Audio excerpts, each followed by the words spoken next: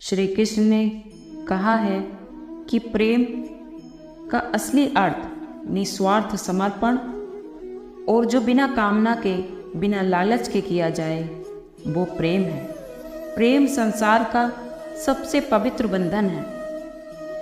प्रेम का अर्थ किसी को पाना नहीं, किंतु उसमें खो जाना है। श्री कृष्ण ने कहा है कि हमें प्रेम में त्याग करना पड़ता है।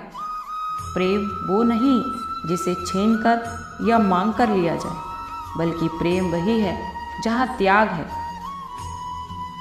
प्रेम का असली मतलब क्या है? जहाँ मतलब होता है वहाँ प्रेम कहाँ होता है? प्रेम तो एक एहसास है जो दिमाग से नहीं, दिल से होता है। प्रेम स्नेह से लेकर खुशी की ओर धीरे धीरे अग्रसर करता है। ये एक मजबूत आकर्षण और निजी जुड़ाव की भावना होती है। सच्चा प्रेम वही है जो कभी बढ़ता या घटता नहीं है। प्रेम और प्यार में क्या अंतर है? प्यार नए युग के लोगों के प्रयोग में लाया जाने वाला वह शब्द है जो दो लोगों के बीच हृदय और मन की साम्यता ही प्रेम या प्यार है। प्रेम में ही सर्वत्र सुख, शांति और आनंद संभव है। सभी संतों ने भी प्रेम को सर्वश्रेष्ठ साधना माना है। प्रेम में मनुष्य अपना सर्वत्र न्यौछावर कर देता है। कृष्ण ने कहा है, किसी को प्रेम देना सबसे बड़ा उपहार है और किसी का प्रेम पाना सबसे बड़ा सम्मान। अगर किसी व्यक्ति में विनम्रता का भाव नहीं है तो उसका सफल होना बेकार है। सफलता के साथ व्यक्ति का विनम्र होना आवश्यक है। हमें अपने जीवन से जुड़े अहम फैसले खुद लेने चाहिए, जिससे व्यक्ति को बाद में अफसोस नहीं हो।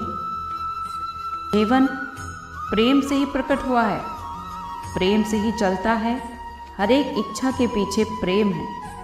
फिर भी हमने देखा है कि प्रेम के साथ समस्या नाम की पूंछ भी आती है। अगर तुम वस्तुओं से ज़्यादा प्रेम करते हो तो वह लालच बन जाता है। अगर तुम लोगों से ज़्यादा प्रेम करते हो तो वह मोह बन जाता है। अगर तुम स्वयं से बहुत ज़्यादा प्रेम करते हो तो उसे अभिमान और अहम प्रकट हो जाता है। तुम जीवन में प्रेम से बच नहीं सकते। प्रेम अटल और अमर है। प्रेम हो जाना और प्रेम टूट जाना बहुत आसान है। एक दिन तुम्हें प्यार हो जाता है और 2 महीने बाद ऐसा लगता है कि वह टूट रहा है, लेकिन दिव्य प्रेम कभी नहीं बदलता, वह अमर रहता है। उसके साथ कोई शर्त जुड़ी नहीं होती। ये उस परम प्रेम के लक्षण हैं। प्रेम की कई अभिव्यक्तियां हैं, जैसे अपनों से छोटों के प्रति स्नेह होता है, हम उम्र लोगों से दोस्ती और अपनों से बड़े के प्रति सम्मान और आदर होता है। इसी तरह वस्तुओं, पशुओं, पेड़ों, आहार और संगीत से प्रेम होता है। तुम्हारी पसंद नापसंद भी प्रेम पर ही आधारित होती है। वह आदमी जो सुन नहीं सकता, उसे हम किसी भी तरह से समझा नहीं सकते कि ध्वनि क्या है। हम उसी को समझा सकते हैं जिसे पहले से ही कुछ मालूम हो। कोई देख नहीं सकता तो कोई सुन नहीं सकता, पर प्रेम सब महसूस कर सकते हैं। यहाँ तक कि पत्थर और पशु भी प्रेम महसूस कर सकते हैं। कैसे बिल्लियाँ तुम्हारे पास आकर म्याऊं बोलते हुए गुड़गुड़ाने लगती हैं। कुत्ते भी प्रेम अभिव्यक्त करते हैं। वे तुम्हारे आगे पीछे भागते हुए अपनी पूंछ हिला हिलाकर प्यार को व्यक्त करते हैं। वे सब जगह कूदते फिरते हैं। जब तुम बाहर जाकर घर वापस आते हो, वे पागल हो जाते हैं। बस तुम्हें देखकर उनको समझ नहीं आता कि वह क्या करे। वे चारों तरफ आपके भागते हैं, यानी बिना कोई अपवाद के सभी में प्रेम महसूस करने की क्षमता होती है। प्रेम के 3 प्रकार बताए हैं। पहला, प्रेम जो आकर्षण से पैदा होता है। दूसरा, जो सुख सुविधा के लोभ से पैदा होता है। और तीसरा, जो दिव्य प्रेम होता है। प्रेम जो आकर्षण से पैदा होता है वह क्षणिक होता है, यानी कुछ ही पल का होता है, क्योंकि वह अज्ञान या सम्मोहन के कारण से होता है।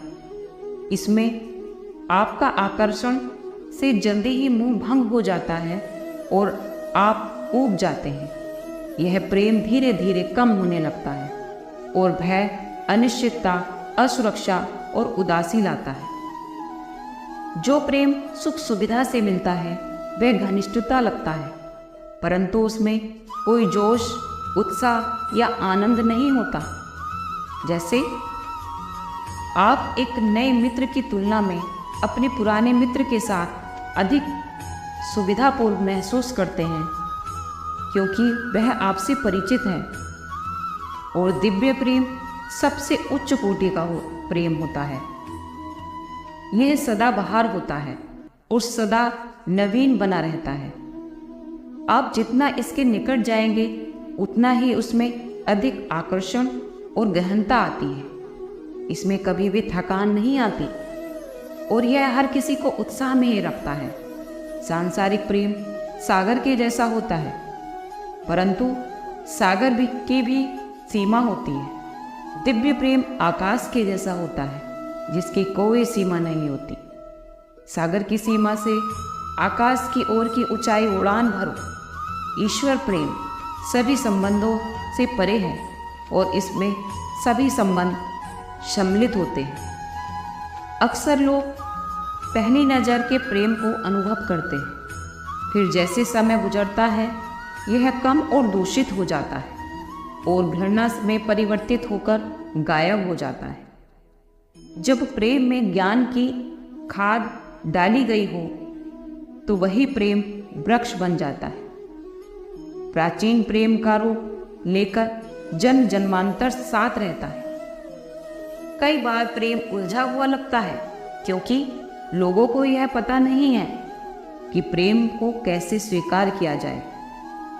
कोई आपके पास आकर कहने लगता है, मैं आपको बहुत प्रेम करता हूँ या फिर करती हूँ। बस थोड़ी ही देर में आप अपने कान बंद कर लेना चाहते हैं और कहने लगते हैं, बस करो, मेरे लिए यह सब बहुत भारी हो रहा है, मैं इससे भागना चाहता हूँ। बात तो यह है कि वह व्यक्ति प्यार में घुटन महसूस करने लगता है।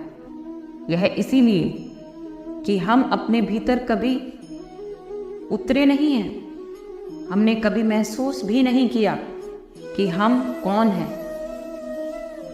हमें यह पता ही नहीं कि हम ऐसी एक चीज से बने हुए हैं जिसका नाम प्रेम है। इसीलिए दूसरा कोई आपसे जुड़ना चाहे तो आप इतने बेचैन हो जाते हैं, क्योंकि आप तो महसूस करते हैं कि आप खुद के साथ ही नहीं मिल पाए हैं। तो इसीलिए प्यार को कैसे स्वीकार किया जाए यह आप समझ नहीं पाते हैं। प्रेम करना एक कला है। आपके पास प्रेम देने की कुशलता होनी चाहिए। प्रेम देने का कौशल यानी प्यार में डूब जाना, केवल कोशिश करना नहीं।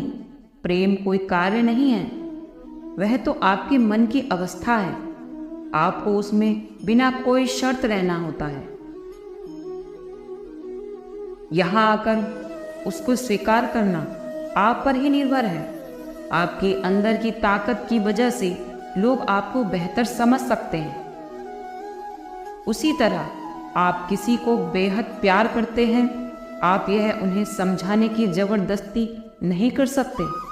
यह सबको पाने के लिए आपको थोड़ा समय बीत जाने देना होगा, क्योंकि आपको पता ही है ऐसे मामले में जबरदस्ती करने से और बाकी समस्याएं खड़ी हो सकती हैं। जब लोग आपको प्रेम और सम्मान देते हैं तब आप विवश होकर शिष्टाचार निभाते हैं, क्योंकि आप उन्हें दुखी नहीं करना चाहते।